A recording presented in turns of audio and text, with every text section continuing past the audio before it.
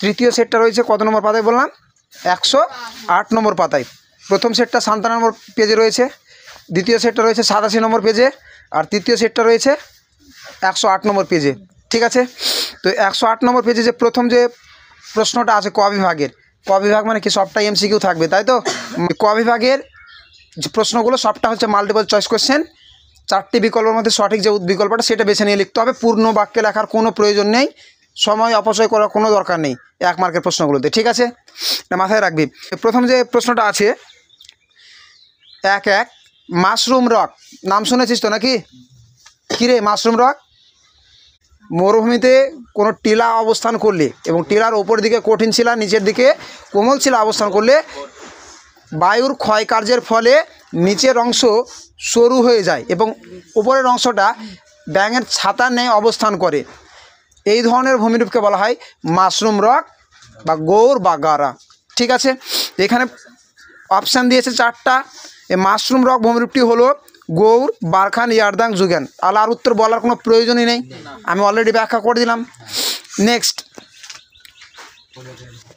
1.2, যে grand canyon রয়েছে যে নদীতে, এটা কিন্তু এর আগের দিন আমি ব্যাখ্যা করে বলেছিলাম যে গ্র্যান্ড ক্যানিয়নটা, তাই না? তো গ্র্যান্ড ক্যানিয়নটা কি? ক্যানিয়ন মানে কি রে? ক্যানিয়ন মানে হচ্ছে যে শুষ্ক অঞ্চলের বা শুষ্ক প্রায় অঞ্চলের নদী খাত, শুষ্ক প্রায় অঞ্চলের সংকীর্ণ আয় আকৃতির নদী খাতকেই কী বলা হয়ে থাকে? ক্যানিয়ন বলা হয়ে থাকে। তাহলে ক্যানিয়নের আকৃতি কেমন হয়ে থাকে? আয় আকৃতির। কোথায় দেখা যায়? শুষ্ক প্রায় অঞ্চলে, শুষ্ক প্রায় অঞ্চলে। ঠিক আছে, আর পৃথিবীর সবচেয়ে দীর্ঘতম ক্যানিয়নটির নাম হচ্ছে গ্র্যান্ড ক্যানিয়ন। ঠিক আছে, তাহলে পৃথিবীর দীর্ঘতম ক্যানিয়নটির নাম কি? Grand canyon. আমাদের পশ্চিমবঙ্গেও কিন্তু এরকম ক্যানিয়ন দেখা যায়, যেমন শিলাবতী নদীতে। ঠিক আছে, তো গ্র্যান্ড ক্যানিয়ন নদীটি গ্র্যান্ড ক্যানিয়ন রয়েছে যে নদীতে 4টা অপশান দিয়েছে: আমাজন, কলোরাডো, নীল, ব্রহ্মপুত্র। সঠিক উত্তর কোনটা হয়ে যাবে? কলোরাডো। তাহলে সঠিক উত্তর হয়ে যাবে কলোরাডো। কলোরাডো নদীর গ্র্যান্ড ক্যানিয়ন পৃথিবীর দীর্ঘতম গ্র্যান্ড ক্যানিয়ন। পরের যে প্রশ্নটা আছে, বায়ু সম্পৃক্ত হলে আপেক্ষিক আর্দ্রতা হয়। বায়ু সম্পৃক্ত হলে আপেক্ষিক আর্দ্রতা, রিলেটিভ হিউমিডিটি। কী রে আপেক্ষিক আর্দ্রতা জিনিসটা কি? অর্থাৎ নির্দিষ্ট উষ্ণতায়, নির্দিষ্ট আয়তনের বায়ুতে যে পরিমাণ জলীয় বাষ্প আছে এবং সমপরিমাণ বায়ুকে সম্পৃক্ত করতে যতটা জলীয় বাষ্পের প্রয়োজন তাদের অনুপাতই হলো আপেক্ষিক আর্দ্রতা। ঠিক আছে, এটাই হলো আপেক্ষিক আর্দ্রতা, অর্থাৎ নির্দিষ্ট উষ্ণতা বলতে হবে। কেন আপেক্ষিক আর্দ্রতার ক্ষেত্রে নির্দিষ্ট উষ্ণতা বলতে হবে? কারণ উষ্ণতা পরিবর্তন হলে আপেক্ষিক আর্দ্রতা পরিবর্তন হয়। উষ্ণতা যদি বাড়ে আপেক্ষিক আর্দ্রতা হ্রাস পায়, মানে জলীয় বাষ্প ধারণ ক্ষমতা বেড়ে যায়। জলীয় বাষ্প ধারণ ক্ষমতা যদি বাড়ে তাহলে আপেক্ষিক আর্দ্রতা হ্রাস পাবে, আর জলীয় বাষ্প ধারণ ক্ষমতা যদি আস্তে আস্তে কমে তাহলে আপেক্ষিক আর্দ্রতা বাড়বে। বোঝা গেছে? তাহলে আপেক্ষিক আর্দ্রতা যদি 100% হয় ওটাকে আমরা বলবো সম্পৃক্ত বায়ু। যদি আপেক্ষিক আর্দ্রতা কত শতাংশ? 100%, মানে একেবারে ফুল হয়ে যায়, মানে বায়ুতে আর কোনো জলীয় বাষ্প ধারণ ক্ষমতা থাকবে না, তখন সেই বায়ুকে আমরা কি বলবো? সম্পৃক্ত বায়ু। মনে থাকবে এখানে কি বলেছে? বায়ু সম্পৃক্ত হলে আপেক্ষিক আর্দ্রতা হবে 4টা অপশান: 60%, 75%, 90%, 100%। তাহলে দেখ আনসারগুলো তোরা নিজেরাই পারছিস, যদি ব্যাখ্যা না হয় তাহলে কিন্তু এই যে কতগুলো কোয়েশ্চেন হয়ে গেল এখান থেকে একটা করাতে গিয়ে। পরের যে প্রশ্নটা আছে 1.4, ক্যারিবিয়ান সাগরে ঘূর্ণিঝড়। তোদের বিভিন্ন সাগরের ঘূর্ণিঝড় সম্পর্কে বলেছিলাম, তাহলে ক্যারিবিয়ান সাগরের ঘূর্ণিঝড়কে কী বলা হয়ে থাকে? কী বলা হয়ে থাকে? তাহলে ক্যারিবিয়ান সাগরে সৃষ্ট ঘূর্ণিঝড় হচ্ছে হ্যারিকেন। আরও যে বাকি সাগরগুলো ঘূর্ণিঝড় সম্পর্কে তোদের বলেছিলাম, মনে আছে? ক্যারিবিয়ান সাগরে হ্যারিকেন, ভারত মহাসাগর বা বঙ্গোপসাগর বা আরব সাগরে সৃষ্ট ঘূর্ণিঝড় সাইক্লোন। ঠিক আছে, আর যদি মেক্সিকো উপসাগরে, যেটা আমেরিকা যুক্তরাষ্ট্রের প্রভাব পড়ে, তো এই আমেরিকা যুক্তরাষ্ট্রের ক্রান্তীয় ঘূর্ণিঝড়, সেটাকে কি বলবো? টর্নেডো বলবো। সেটা কি বলা হয়? টর্নেডো। আর এবং এটা হচ্ছে সবচেয়ে শক্তিশালী ক্রান্তীয় ঘূর্ণিঝড়। ঠিক আছে, আর এই জন্যই এর নাম হচ্ছে টুইস্টার। বুঝতে পারলেন না টুইস্টার কেন? যে সব কিছুকে তছনছ করে দিই, দুমড়ে মুচড়ে দিই। টুইস্ট মানে কি রে? দুমড়ে মুচড়ে দেওয়া। আর কি আছে? জাপান সাগরে, যেটা জাপান এবং তাইওয়ান অঞ্চলে প্রভাব পড়ে, তাই তো, টাইফু। আর চীন সাগরে, চীন সাগরে ক্রান্তীয় ঘূর্ণিবাত কি নামে পরিচিত? টাইফুন। টাইফুন, চীনের ন আছে, টাইফুনের ন আছে, এইভাবে মাথায় রাখবে, ঠিক আছে। তারপরে অস্ট্রেলিয়ায়, অস্ট্রেলিয়ায় কি হবে? উইলি উইলি। ফিলিপিন্সে ব্যাগুই। এইভাবে বিভিন্ন জায়গার যে ক্রান্তীয় ঘূর্ণিবাতগুলো আছে মনে রাখতে হবে। তার এদের মধ্য থেকে বেশি যদি আসে হ্যারিকেন, টর্নেডো, সাইক্লোন আর টাইফুন, এই চারটার মধ্যেই বেশি আসবে যদি এসে থাকে। এরপরে দেওয়া আছে চাঁদ পৃথিবীকে একবার প্রদক্ষিণ করে। চাঁদ পৃথিবীকে একবার প্রদক্ষিণ করে কত দিনে রে? 27 দিনে না 27.5 দিনে না 26 দিনে না 27 × 1/3 দিনে? 27 × 1/3 দিনে। এটা ছোট থেকে পড়ে আসছিস, এটার ব্যাখ্যা করার কিছু নেই। এরপরে আছে সমুদ্র তরঙ্গ। হলো সমুদ্র তরঙ্গটা কি জিনিস? যে তরঙ্গটা হচ্ছে উলম্বভাবে যদি ওঠানামা করে, সমুদ্র জল যদি একই জায়গায় উলম্বভাবে ওঠানামা করে, অর্থাৎ সমুদ্র জলের উলম্ব সঞ্চালনকে বলা হয় সমুদ্র তরঙ্গ। আর সমুদ্র স্রোতটা কি? আনুভূমিক প্রবাহ। সমুদ্র জলরাশির আনুভূমিক প্রবাহ, অর্থাৎ সমুদ্র জলরাশির স্থানান্তরণ ঘটবে, কিন্তু সমুদ্র তরঙ্গে সমুদ্র জলরাশির স্থানান্তরণ ঘটবে না। চারটা অপশন আছে, উলম্ব প্রবাহ, উলম্ব আলোড়ন, আনুভূমিক প্রবাহ। তাহলে আরেকটা কোনোটি নয়, তাহলে সঠিক উত্তর হয়ে যাবে উলম্ব প্রবাহ। নেক্সট, 1.7 জীবাণু দ্বারা বর্জ্যের বিয়োজন। খুব সহজ। তাহলে জীবাণু দ্বারা বর্জ্যের বিয়োজনকে কি বলা হয়ে থাকে? কম্পোস্টিং। কম্পোস্টিং কয় প্রকার? 2 প্রকার, স্বাবাত কম্পোস্টিং আর আবাদ কম্পোস্টিং। এই হচ্ছে মূল দুইটি ভাগ। এই মূল দুইটি ভাগ। স্বাবাত মানে বায়ুর উপস্থিতিতে, স্বাবাত মানে কি? বায়ুর উপস্থিতি, আর অবাত বায়ুর অনুপস্থিতিতে। এর পরের প্রশ্ন, ভারতের নবগঠিত রাজ্য বা ভারতের নবীনতম রাজ্য, তাহলে কি হবে? ভারতের সবচেয়ে নতুন বা নবীন রাজ্য হচ্ছে তেলেঙ্গানা। এইভাবে যদি প্রশ্ন না এসে এইভাবে আসতে পারে যে কত সালে গঠিত হয়, 1914 বললে হবে? এই তো কিছুদিন আগে হলো, 2014 সালে, ঠিক আছে। আর কোন রাজ্য ভেঙে হয়েছিল? অন্ধ্রপ্রদেশ ভেঙে। আচ্ছা, অন্ধ্রপ্রদেশ সম্পর্কে কি তথ্য জানিস? ভাষার ভিত্তিতে গঠিত প্রথম রাজ্য, ভাষার ভিত্তিতে গঠিত প্রথম রাজ্য। আর অন্ধ্রপ্রদেশ জলাশয়ের মাধ্যমে সেচ কার্যে প্রথম স্থান অধিকার করে।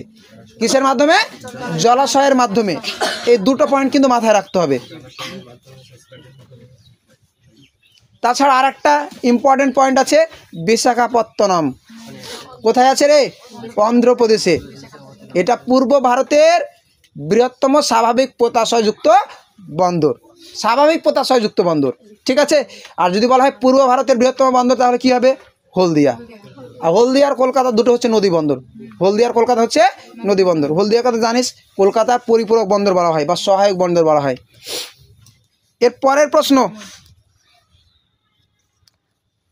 1-9 ভারতের বৃহত্তম কয়াল। ইজি।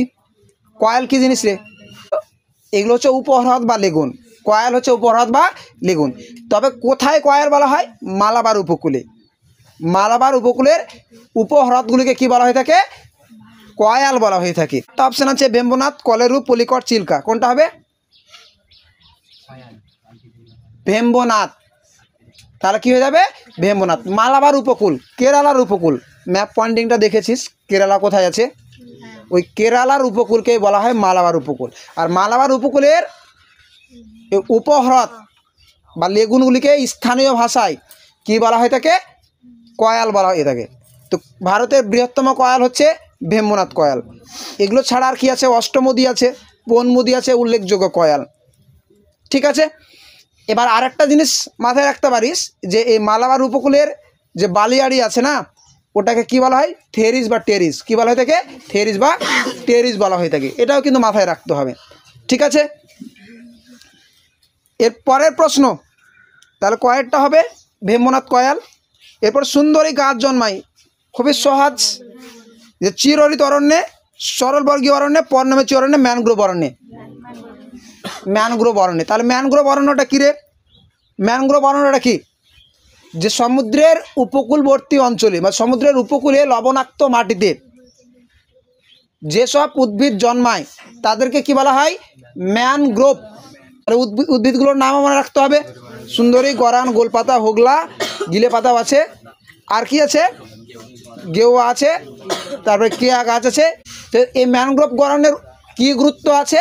যে এইগুলো সামুদ্রিক ঝড় প্রতিরোধে বিশেষ গুরুত্বপূর্ণ ভূমিকা পালন করে। অর্থাৎ যে সমুদ্র থেকে আসা যে বাতাস, ঘূর্ণবাতগুলো, এই ঘূর্ণবাতকে প্রতিহত করে, ওর গতিবেগকে কমিয়ে দেয় এই ম্যানগ্রোভ অরণ্যগুলো। যদি সুন্দরবন যদি না থাকতো, বাংলাদেশ আর পশ্চিমবঙ্গের বহু অংশ কিন্তু অনেকটাই তছনছ হয়ে যেত। এই সুন্দর অরণ্যের কারণে কিন্তু বাঁচতে পারছে। আর এই ম্যানগ্রোভ উদ্ভিদের অনেক বৈশিষ্ট্য আছে, যেগুলো লবণাক্ত মাটিতে জন্মানোর কারণে কী হয়? মাটি থেকে প্রয়োজনীয় জল কিন্তু পায় না, ঠিক আছে? ফলে এদের বাষ্পমোচনের হার কম। আর এই ধরনের মাটিকে বলা হয় শারীরবৃত্তীয় শুষ্ক মাটি, মানে যাদের দেহের কাজে জল আছে অথচ দেহের কাজে লাগাতে পারছে না, এই জন্য মাটিকে কী বলা হয়ে থাকে? শারীরবৃত্তীয় শুষ্ক মাটি। আর যেহেতু অক্সিজেন পায় না, এই জন্য মূলগুলো কী করে? মাটির নিচ থেকে আবার পুনরায় বাইরে বেরিয়ে আসে, মাটির বাইরে বেরিয়ে আসে। এই ধরনের মূলকে কী বলা হয়ে থাকে? শ্বাসমূল বা নিওম্যাটাফোর। ঠেস মূল দেখা যায় গাছগুলো, যেহেতু লবণাক্ত মাটিতে শক্তভাবে থাকতে পারে না, কিছু কিছু গাছ আছে, এই জন্য কী করে? গাছগুলোতে ঠেস মূলও দেখা যায়। আর লবণাক্ত মাটিতে বীজের অঙ্কুরোদ্গম সঠিক হয় না, অর্থাৎ লবণাক্ত মাটি বীজের অঙ্কুরোদ্গমের জন্য অনুকূল নয়। এই কারণে গাছে থাকা অবস্থায় ফলের মধ্যেই বীজের অঙ্কুরোদ্গম ঘটে। এই ধরনের অঙ্কুরোদ্গমকে বলা হয় জরায়ুজ অঙ্কুরোদ্গম। এই জিনিসগুলো কিন্তু মাথায় রাখতে হবে। এর পরের প্রশ্ন, ভারতের ম্যানচেস্টার বলা হয়। ভারতের ম্যানচেস্টার কাকে বলা হয়? আসলে ম্যানচেস্টারটা আছে কোথায়? ভারতের ম্যানচেস্টার আহমেদাবাদ বলে দিলি, ঠিক আছে। ম্যানচেস্টারটা আছে কোথায় রে? ইংল্যান্ডে আছে। কী জন্য বিখ্যাত ম্যানচেস্টারটা? বস্ত্র বয়ন শিল্পের জন্য, এটা বলেছিলাম তাই না? তো একই রকমভাবে আমাদের ভারতেও ইংল্যান্ডের মতো স্থানীয় তুলার উপর ভিত্তি করে গড়ে উঠেছে কি? বস্ত্র বয়ন শিল্প। ভারতের ম্যানচেস্টার। আর দক্ষিণ ভারতের ম্যানচেস্টার কি হবে? কোয়েম্বাটুর। উত্তর ভারতের ম্যানচেস্টার কানপুর। এর পরের প্রশ্ন, ভারতে গম উৎপাদনে প্রথম স্থান অধিকার করে। গম, তার কোন রাজ্য হবে? উত্তরপ্রদেশ। গম উৎপাদনে প্রথম স্থান অধিকার করে উত্তরপ্রদেশ। আর ধান উৎপাদনে পশ্চিমবঙ্গ। এর পরের প্রশ্ন, ভারতের সিলিকন ভ্যালি কাকে বলা হয়ে থাকে? বেঙ্গালুরুকে। তার ভারতের সিলিকন ভ্যালি বলা হয়ে থাকে বেঙ্গালুরুকে। এরপরে টোপোগ্রাফিক্যাল শব্দের অর্থ, লাস্ট যে চ্যাপ্টারটা আছে ওখান থেকে আসছে একটা প্রশ্ন, যে টোপোগ্রাফিক্যাল শব্দের অর্থ। এরকম প্রশ্ন দেই না, খুব কমই দেই, তারপরও দিয়েছে। 4টা অপশন দিয়েছে: স্থান বিবরণী, ভূমিরূপের গঠন, রাজনৈতিক সীমানা পরিদর্শন, কোনটি নয়। কি হবে? টপো মানে ভূমিরূপ, আর গ্রাফ মানে কি? বর্ণনা করা। তাহলে ভূমির বর্ণনা মানে স্থান বিবরণী। তাহলে সঠিক উত্তর কি হয়ে যাবে? বিভিন্ন স্থানের বিবরণ দেওয়া হয় কিসের সাহায্যে? বিভিন্ন রং এবং প্রতীক চিহ্নের সাহায্যে। ভারতের কোন সংস্থায় টোপোগ্রাফিক্যাল ম্যাপ বা ভূ বৈচিত্র্যসূচক মানচিত্র প্রস্তুত করে? SOI বা সার্ভে অফ ইন্ডিয়া, বা ভারতীয় সর্বেক্ষণ বিভাগ, বা ভারতীয় জরিপ বিভাগ, তাই তো? এতগুলো নামে কিন্তু জানতে হবে। এর সদর দপ্তর কোথায় রয়েছে? উত্তরাখণ্ডে, দেহরাদুনে। আচ্ছা, শুদ্ধ অশুদ্ধ? প্রথম যেটা আছে, উঁচু ভূমি সমতলে পরিণত হওয়ার প্রক্রিয়া হলো পর্যায়ন। এটা কি সত্য? উঁচু ভূমি সমতলে পরিণত হওয়ার প্রক্রিয়াকে বলা হয় কি? পর্যায়ন। ঠিকই আছে, যে উঁচু নিচু ভূমিরূপের সমতলকরণ প্রক্রিয়া কি বলা হয় থাকে রে? পর্যায়ন। মানে ধর একটা উঁচু আছে, তার মানে কি নিচে নিচু আছে ওর পাশে, উঁচু নিচু বলা হতো, কিন্তু উঁচুর মানে কি, নিশ্চয়ই নিচু আছে বলে তো উঁচু বলেছে। তাহলে উচ্চ ভূমির এর সমতলীকরণ প্রক্রিয়াকে কি বলা হয়ে থাকে? পর্যায়ন বলা হয়ে থাকে। তাহলে কি হবে? এটা হবে শুদ্ধ, এটা হবে শুদ্ধ। পাশে কি লিখবি? সত্য মিথ্যা রাইট ক্রস কেউ দিবি না, কি করবি? শুধুমাত্র সু লিখতে হবে। কেউ যদি দাগ নম্বর দিয়ে সু লিখে দেয় তবুও হয়ে যাবে, বাক্যটা লিখেও দিলেও হয়ে যাবে। এখন নম্বর কিন্তু কাটবে না। যদি কেউ বলেছে পাশে সু লোকে, পাশে সু লেখো, এর মানে কি যে বাক্যটা লিখে পাশে, ওর পাশে সু লেখা। উত্তরে মানে দাগ নম্বর দিয়ে যদি সু লিখে দেওয়া হয় তারপরেও কিন্তু নম্বর কাটবে না। আচ্ছা, এরপরে যেটা আছে দুয়েরটা, আইটিসি যে পুরোপুরি নিরক্ষরেখা বরাবর একটানা অবস্থান করে, মোটেই না, একটানা অবস্থান করে না। এটা নিরক্ষ বরাবর সর্বদা অবস্থান করে না। স্থলভাগ এবং জলভাগের বন্টনজনিত কারণে, স্থলভাগ এবং জলভাগের বন্টনজনিত কারণে এই নিরক্ষীয় নিম্নচাপ বলয় কিন্তু বিচ্ছিন্নভাবে অবস্থান করে, বিচ্ছিন্নভাবে অবস্থান করে। তাহলে এটা একটানা অবস্থান করে না, তাহলে এটা অশুদ্ধ হবে। ঠিক আছে, যদি একটানা শব্দটা না থাকতো তাহলে কিন্তু শুদ্ধ বলা যেত। তাহলে এটা হবে কি? পরেরটা আছে সূর্য, চাঁদ ও পৃথিবীর সরলরেখিক অবস্থান। এটা তো বারবার বুঝিয়েছিলাম। এটা সিজিকি বলে। তাহলে শুদ্ধ না অশুদ্ধ হবে? শুদ্ধ হবে। তাই তো, সিজিকি কয় প্রকারে? দুই প্রকার। কি কি? সংযোগ আর সংযোগে কোথায় কে মাঝে থাকবে? চাঁদ মাঝে থাকবে। অর্থাৎ পৃথিবী একদিকে, চাঁদ সূর্য একদিকে, কিন্তু চাঁদটা থাকবে মধ্যভাগে। আর প্রতিযোগে পৃথিবী মাঝখানে থাকবে, একদিকে চাঁদ একদিকে সূর্য। এবং সংযোগ এবং প্রতিযোগের মধ্যে কোন জ্বরে প্রাবল্য বেশি? দুজন একদিকে টান মারবে তখনই তো প্রাবল্য হবে, মানে সংযোগ। ওটাকে দুটোই তেজ কোটাল বা ভরা কোটাল, বুঝতে পারলে কি না? কিন্তু সবচেয়ে বেশি তেজি কোনটা? তেজ কোটাল মানে কি? তেজ মানে কতটা শক্তি আছে, তাই তো? তার মধ্যে বেশি তেজি হচ্ছে সংযোগ, তাই তো? তো সংযোগে যে জোয়ারটা হয়, সংযোগ জোয়ার সবচেয়ে বেশি তেজি। কোন তিথিতে হয়ে থাকে সংযোগ জোয়ার? অমাবস্যায়। আর প্রতিযোগ জোয়ার কোন তিথিতে হয়ে থাকে? পূর্ণিমা। এগুলো বারবার বলছি কেন? বলার একটাই কারণ যে এই কটা থেকে কিন্তু একটা প্রশ্ন আসবেই, ধরে নিতে পারিস। এর পরের প্রশ্ন, ইন্দিরা পয়েন্ট রয়েছে তামিলনাড়ু রাজ্যে।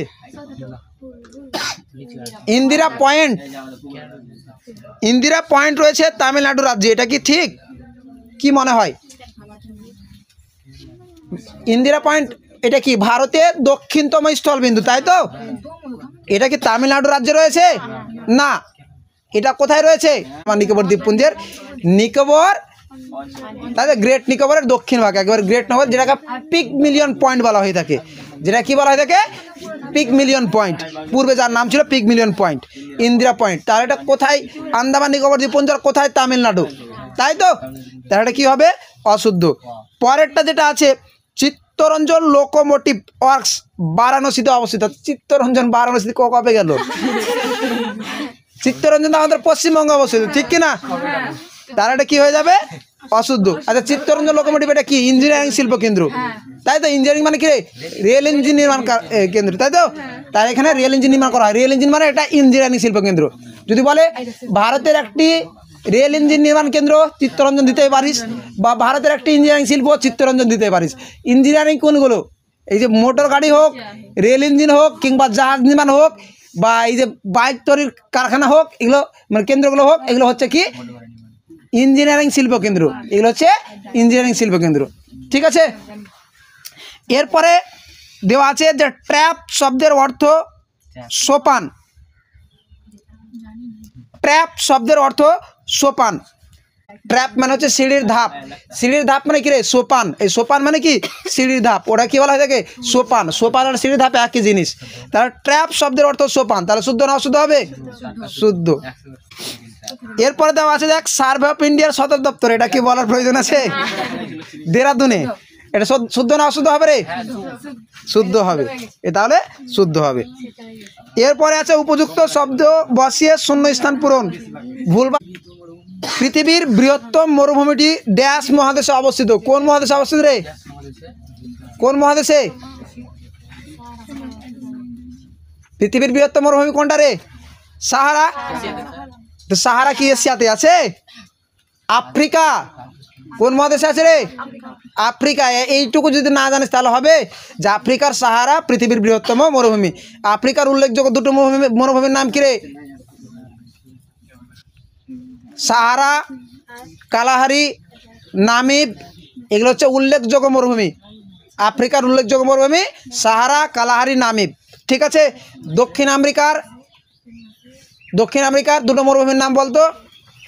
দক্ষিণ আমেরিকার প্যাটাগোনিয়া নাম শুনেছিস? প্যাটাগোনিয়া। আটাকামা শুনেছিস? চিলির আটাকামা। এই দুটোই হচ্ছে দক্ষিণ আমেরিকায় অবস্থিত। চিলির আটাকামা এটা হচ্ছে শুষ্ক মরুভূমি, এটা হচ্ছে শুষ্ক মরুভূমি। এই যে পেরু স্রোত আছে না, ওই শীতল স্রোতের কারণে এই চিলির আটাকামা মরুভূমি সৃষ্টি হয়েছে। কেন বলতো? শীতল স্রোতের কারণে বায়ু ওখানে কি থাকে? শুষ্ক থাকে, বৃষ্টিপাত হয় না, ওই জন্য ওই শুষ্ক মরুভূমিটা সৃষ্টি হয়েছে। যাই হোক, নেক্সট পরের 2 নম্বর প্রশ্ন আছে, সমুদ্রপৃষ্ঠে বায়ুর গড় চাপ। প্রশ্নটা এরকম হওয়া উচিত ছিল যে 45 ডিগ্রি উত্তর অক্ষাংশে সমুদ্রপৃষ্ঠে গড় বায়ুর চাপ, তাহলে কত হবে? 1013.25 মিলিবার। এরপরে দুটি জোয়ারের ব্যবধান, কোন জোয়ার কিচ্ছু বলেনি, গৌণ জোয়ার, মুখ্য জোয়ার বলেনি। আচ্ছা, দুটি জোয়ার দিনে কয়বার জোয়ার হয় রে? আচ্ছা বল আগে, দিনে কয়বার জোয়ার হয়? 2 বার হয়। তাহলে দুটি জোয়ারের মধ্যে দিনে মানে কি 24 ঘন্টায়, তাহলে দুটি জোয়ারের মধ্যে পার্থক্য কত হবে? 12 ঘন্টা 26 মিনিট। মানে সোজা কথায় বলা উচিত ছিল এরকম, যদি বলতো যে মুখ্য জোয়ার এবং গৌণ জোয়ারের মধ্যে ব্যবধান, একটি মুখ্য জোয়ার এবং একটি গৌণ জোয়ারের মধ্যে ব্যবধান কত? ওই 12 ঘন্টা 26 মিনিট। আর যদিও বলা হয় দুটি জোয়ারের মধ্যে ব্যবধান, একই উত্তর 12 ঘন্টা 26 মিনিট। কিন্তু দুটি মুখ্য বা দুটি গৌণ যদি বলা হয়, দুটি মুখ্য বা দুটি যদি গৌণ বলা হয়, তাহলে কি হবে? দুটি যদি মুখ্য বা দুটি গৌণ বলে তখন কিন্তু হয়ে যাবে 24 ঘন্টা 52 মিনিট। আর এমনি যদি জোয়ার ভাটার মধ্যে বলে 6 ঘন্টা 13 মিনিট। এটাও কিন্তু গুরুত্বপূর্ণ। আচ্ছা, নেক্সট, প্রত্যেক বছর ড্যাশ তারিখে বিশ্ব পরিবেশ দিবস পালিত হয়? ছোট থেকে পড়ে আসছিস, 5ই জুন, তাই তো? পরের প্রশ্ন 2.5, প্রধানত ড্যাশকে ভিত্তি করে, মানে কোন জিনিসকে ভিত্তি করে 1955 সালে 1 নভেম্বর ভারতের রাজ্য পুনর্গঠন করা হয়?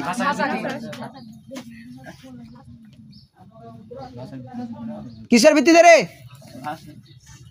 ভাষার ভিত্তিতে। কিসের ভিত্তিতে? ভাষার ভিত্তিতে। তাহলে রাজ্য পুনর্গঠনের মূল ভিত্তি ছিল ভাষা। রাজ্য পুনর্গঠন কমিশন তৈরি কবে হয়েছিল? 1953। এখানে সালটা 55 দিয়েছে, 56 হবে, সালটা হবে 56। তারপরে দেখ, ভারতে প্রথম মেট্রো রেল চলে ড্যাশ রাজ্যে? কোন রাজ্যে? রাজ্য বলেছে, প্রশ্নটা না বুঝে মেরে দিলে হবে না। রাজ্য বলেছে। কোন রাজ্যে চালু হয়েছিল? পশ্চিমবঙ্গে। পশ্চিমবঙ্গের কোন শহরে? কলকাতায়। সালটা কত? 1984। সালটা হলো 1984। আচ্ছা, তাহলে মেট্রো রেল বা পাতাল রেল? মেট্রো রেল বা পাতাল রেল? আচ্ছা দেখ, আচ্ছা তো ভারতের প্রথম মেট্রো রেল চালু হয়েছিল, পাতাল রেল চালু হয়েছিল 1984 সালে কলকাতায়। এবং ভারতের দীর্ঘতম মেট্রো রেল রয়েছে কোন শহরে? দিল্লিতে। ভারতের দীর্ঘতম মেট্রো রেল রয়েছে দিল্লিতে। এটা কিন্তু মাথায় রাখতে হবে। এর পরের প্রশ্ন, বিশুদ্ধ কাঁচামালের পণ্য সূচক। বিশুদ্ধ কাঁচামালের পণ্য সূচক কত রে? 1/1 কম। 1/1 কম। ঠিক আছে। পণ্য সূচক কি?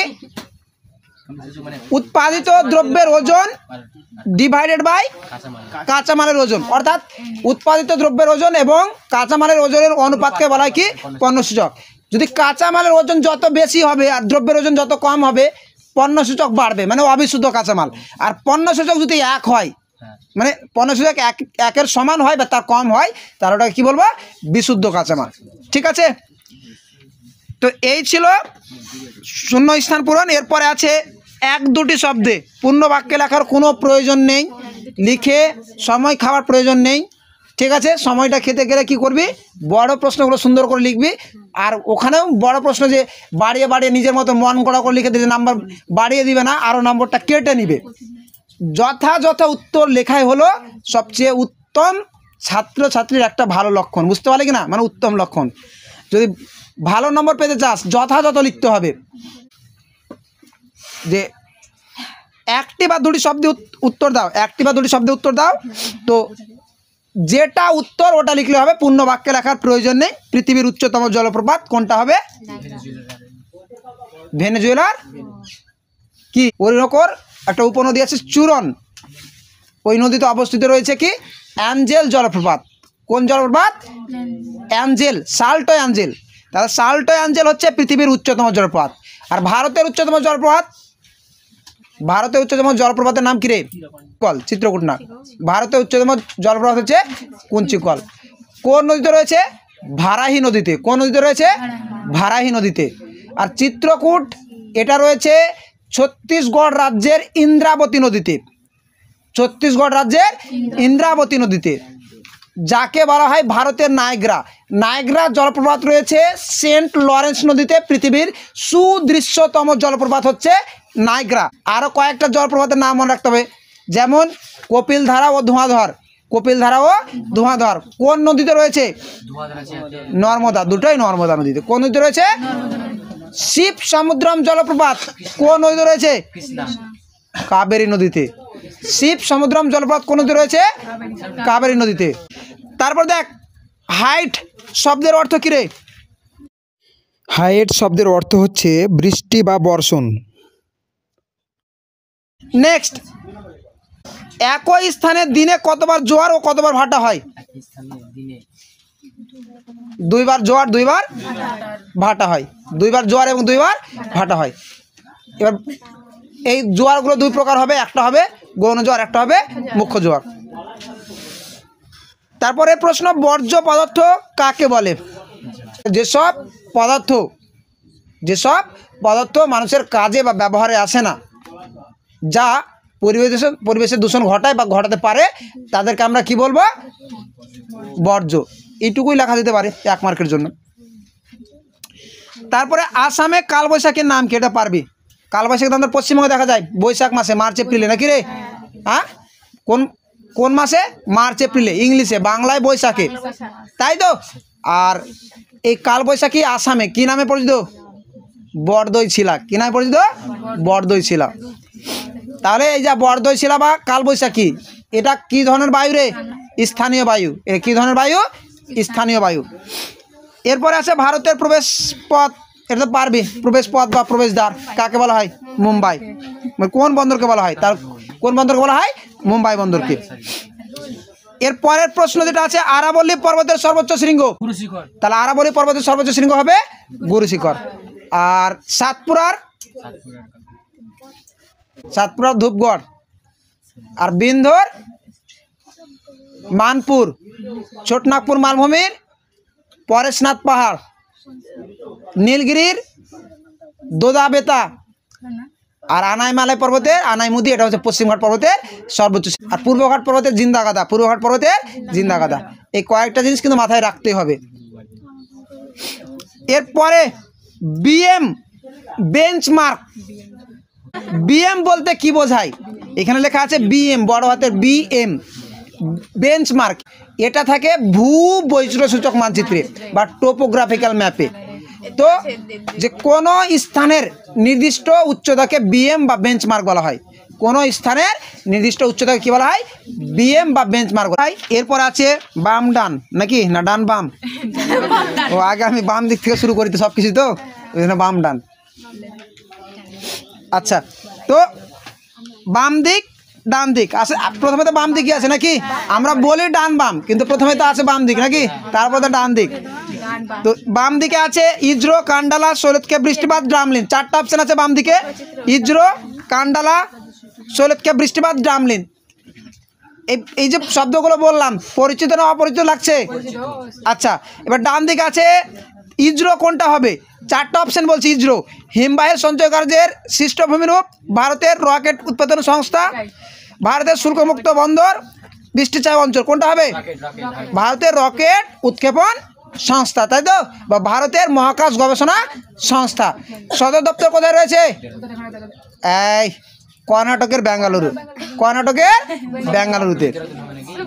এরপর দেখ কান্ডালা, তাহলে শুল্কমুক্ত বন্দর। কান্ডালা কি হবে? শুল্কমুক্ত বন্দর, ঠিক আছে। এরপরে সৈয়দকেপ বৃষ্টিপাত কি হবে? বৃষ্টির ছায়া অঞ্চল, অর্থাৎ সৈয়দকেপ বৃষ্টিপাতের সঙ্গে বৃষ্টির ছায়া অঞ্চল যুক্ত রয়েছে। আচ্ছা, কোন ঢালে বৃষ্টির ছায়া অঞ্চল সৃষ্টি হয় রে? অনুবাদ ঢালে। আর বৃষ্টিপাত হয় কোন ঢালে? প্রতিবাদ ঢালে। শিলং কোন ঢালে অবস্থিত? অনুবাদ ঢালে, কারণ শিলং হচ্ছে একটা বৃষ্টির ছায়া অঞ্চল, শিলং হচ্ছে একটা বৃষ্টির ছায়া অঞ্চল। তাহলে ড্রামল্যান্ডটা বেঁচে থাকলো, এটা হিমবাহের সঞ্চয় কার্যের ফলে বা হিমবাহ ও জলধারা সঞ্চয় কার্যের ফলে গঠিত একটা ভূমিরূপ, ঠিক আছে। এবার 2 মার্কাগুলো বলছি, 3 মার্কাগুলো প্রয়োজন হলে বলবো, না হলে বলবো না। 2 মার্কাগুলো বলছি, 2 মার্কাগুলো দরকার আছে ডাউট ক্লিয়ারিংয়ের জন্য, আর 5 মার্কাগুলো তো বলার প্রয়োজন নেই আশা করি।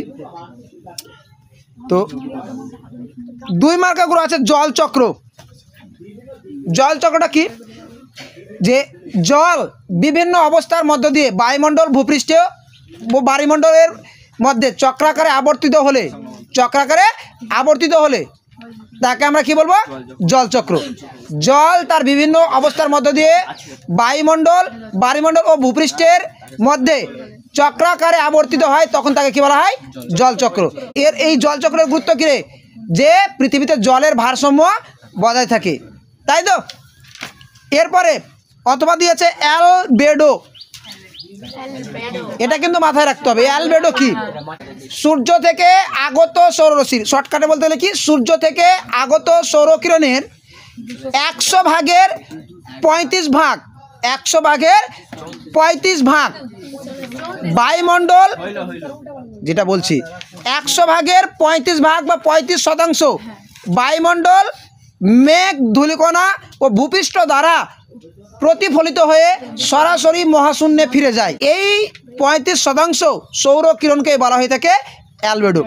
কোথাও 34% আছে, কিন্তু সঠিক উত্তরটা হচ্ছে 35%। 34 যদি অপশানে থাকে, অপশানে দিবি কি এমনি যদি থাকে তাহলে কি করবি? 35% করবি, ঠিক আছে। কি হবে প্রশ্নটা? জিওস্ট্রপিক বায়ু, ভুলভাল লিখেছে তো। জিওস্ট্রপিক বায়ুটা কি? যে বায়ুটা উচ্চচাপ থেকে নিম্নচাপের দিকে না প্রবাহিত হয়ে অক্ষরেখার সমান্তরালে প্রবাহিত হয়। অর্থাৎ যে বায়ু সমচাপ রেখার সমান্তরালে প্রবাহিত হয়, তখন সেটাকে আমরা কি বলবো? জিওস্ট্রপিক বায়ু। যেমন জেট বায়ু হচ্ছে এক ধরনের জিওস্ট্রপিক বায়ু। তাহলে জিওস্ট্রপিক বায়ুটা কার সমান্তরালে প্রবাহিত হবে? অক্ষরেখার সমান্তরালে বা সমচাপ রেখার সমান্তরালে। অথবা দিয়েছে সুনামি। সুনামিটা কি জিনিস? যে সমুদ্রে ভূমিকম্পের সৃষ্টি হলে সমুদ্রের জলরাশি বিশাল জলোচ্ছ্বাস ঘটিয়ে উপকূলে আছড়ে পড়ে, তখন সেটাকে আমরা কি বলবো? সুনামি। সু এবং নামি এই দুটো জাপানি শব্দের সমন্বয়ে গঠিত সুনামি। এই সুনামি শব্দের অর্থ কি? সামুদ্রিক ঢেউ বা বন্দরের ঢেউ। এবার বর্জ্যের পুনর্ব্যবহার কাকে বলে? পুনর্ব্যবহার, তাই তো। 3R 4R এগুলো পড়েছি, তাই তো। রিডিউস মানে কমানো, রিউজ অর্থাৎ যেসব বর্জ্যগুলো পুনরায় ব্যবহার করাকে কি বলা হয় থাকে? পুনর্ব্যবহার বা রিইউজ, ঠিক আছে। এটা হচ্ছে বর্জ্য ব্যবস্থাপনার একটি পদ্ধতি, একটা ভালো পদ্ধতি, ঠিক আছে। যেমন আমরা কলমের কালি ফুরিয়ে গেলে সেটাকে আমরা যদি আবার রিফিল করে সে কলমটা ব্যবহার করি, সেটা হলো বর্জ্যের পুনর্ব্যবহার। কি বোঝা গেছে? এরপরে দিয়েছে অথবা দিয়ে আর্সেনিকের ক্ষতিকারক প্রভাব কী রে? যে প্রধানত আর্সেনিকের ফলে প্রধানত যে রোগটা হয়ে থাকে ব্ল্যাক ফুট ডিজিজ, যা হাতে ও পায়ে কালো কালো ছোপ পড়ে। তাছাড়া আমাদের কি হবে?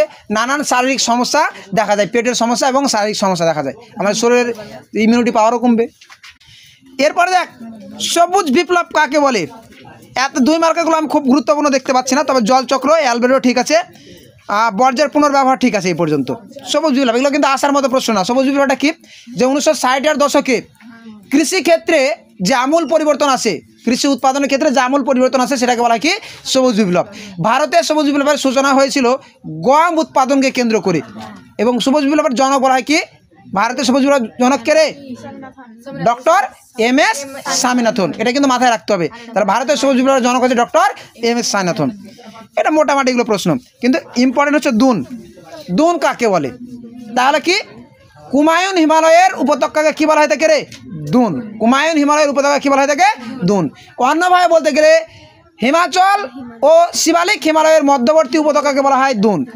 হিমাচল ও শিবালিক হিমালয়ের মধ্যবর্তী উপত্যকাকে বলা হয় কি দুন, বা কুমায়ুন হিমালয়ের উপত্যকাগুলিকে কী বলা হয় থাকে, দুন বলা হয়ে থাকে। আর কুমায়ুন হিমালয়ের হ্রদগুলিকে কী বলা হয়ে থাকে, তাল বলা হয়ে থাকে।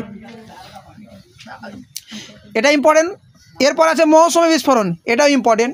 তাহলে মৌসুমী বিস্ফোরণটা কি, সাধারণত জুন মাসের প্রথম সপ্তাহে দক্ষিণ পশ্চিম মৌসুমী বায়ুর আগমনের ফলে কেরল বা মালাবারের উপকূলে, কেরল বা মালাবার উপকূলে প্রবল বৃষ্টিপাত ঘটে, একেই বলা হয়ে থাকে মৌসুমী বিস্ফোরণ। আর কোন ঋতুর সূচনা হয়ে থাকে, বর্ষাকালের। ঠিক আছে, এটা ইম্পর্টেন্ট। এরপর আদমশুমারি কি, আদম মানে মানুষ, শুমারি মানে গণনা, অর্থাৎ আদমশুমারি কথার অর্থ হচ্ছে জনগণনা। তো কোনো দেশে বা অঞ্চলে নির্দিষ্ট সময় অন্তর অন্তর যে জনগণনা করা হয় সেটা কী বলা হয়ে থাকে, আদমশুমারি। যেমন ভারতে প্রতি 10 বছর অন্তর অন্তর জনগণনা করা হয়ে থাকে, এটা আসার মতো না। ইম্পর্টেন্ট মৌসুমী বিস্ফোরণটা বললাম, দুন বললাম, জলচক্র, অ্যালবেডো। ঠিক আছে, বর্জ্যের পুনর্ব্যবহার। উপগ্রহ চিত্রের 2টি বৈশিষ্ট্য করতে পারিস, ইম্পর্টেন্টের মধ্যে। উপগ্রহ চিত্রের বৈশিষ্ট্য কী রে, যে উপগ্রহ চিত্রটা কি, যে কৃত্রিম উপগ্রহের মাধ্যমে উপগ্রহ চিত্র তোলা হয়ে থাকে। আর কি,